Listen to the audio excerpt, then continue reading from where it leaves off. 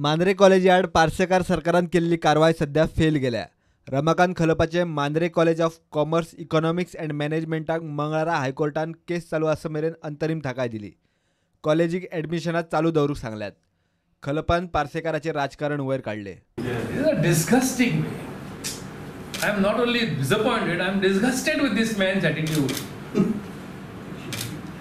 Most obnoxious way of dealing with educational aspects. अशा मनशाक आमदार म्हणून रावचो अधिकार ना। मुख्यमंत्री सोड आमदार म्हणून रावचो अधिकार ना। हे सगळे पदाची शान मान तो वगडत बसला। आज मांद्रे मतदारसंघातल्या पेडणे तालुक्यातल्या आणि गोव्यातलो प्रत्येक मनीस सांगता की ताणे शिक्षणाकडे असो वावर करपाक जाय नासलो। पार्सेकार आपल्या आड वेंचणुकेत पडिल्लो तेन्ना राजकीय वयर पळयनासतना पार्सेकाराच्या पंचक्रोशीक एनओसी दिल्ली। पार्सेकारा भाशेन आपूण शिक्षणाकडे राजकारण करिना म्हूण खलप उलयलो। So there was no other way for us other than to approach the High Court.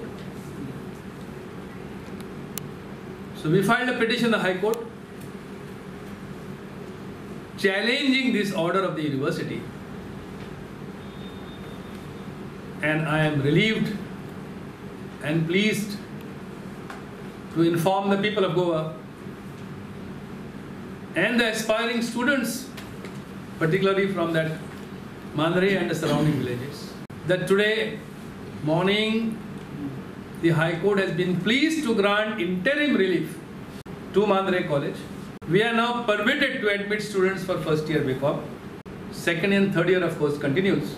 This is a victory of the people of Mandre.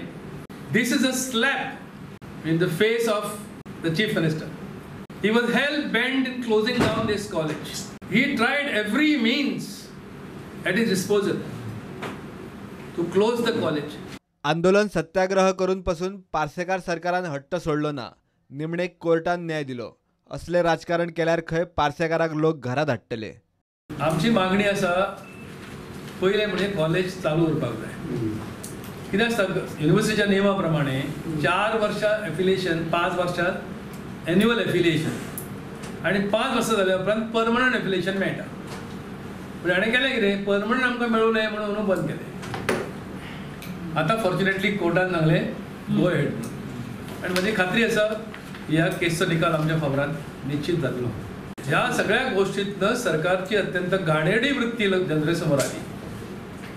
Parsekar नावाच्या व्यक्तीने जो बट्टा लावला आपल्या नावाला आणि त्या मुख्यमंत्री पदाच्या खुर्चीला त्याच्या कृतीचा आम्ही निषेध करतो। मांद्रेकरांना अपील करतो ती भाऊसाहेब बांदोडकरांची कॉन्स्टिट्युएन्सी ह्या वर्सात कापे उडयता डेफिनेटली। मांद्रे कॉलेजीचेर कारवाय करची न्ही म्हूण विधानसभेत 10 आमदारांनी कॉलिंग अटेन्शन हाडिल्ले। मात शिक्षण मंत्र्यान ताची भूमिका सोडली ना। खलप बाप जाका हांव भाई म्हणटा, भाईचें कॉलेज त्या भाईचें इस्कॉलूय आसा, भाईची हायर सेकंडरी आसा, ती मातशी सुदरोवची। तांची दशा कितें जाल्या आनी एनरोलमेंट कितें जाला आनी कितलो स्टाफ सरप्लस जाल्लो आसा तो मातसो भाईन पळोवचो। भाईन झोळी फिरोवन आपूण पयशे घेतलो, म्हाका सरकारची भीक नाका ह्यो घोशणा आहात म्हाजे कडेन। हांव वर्तमानपत्रां जाय जाल्यार दाखयता। गाराणी घालून इन्स्टिट्युशनां मेळनात, एज्युकेशनां करूनय मेळनात।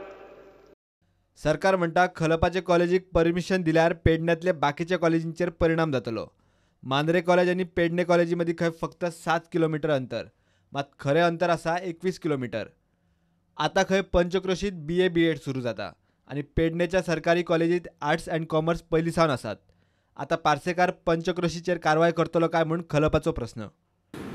This year he is starting BA BEd. His argument was that if BCom college exists or BA college exists in Mandre, it will affect the prospects of the government college. So therefore the question is, can Parsekar start a BSc BEd and BA BEd college with the same eligibility conditions? Does it not affect government college? प्रुडंटा खातीर reporter Mahesh गाडी आणि ओमकार फळारी।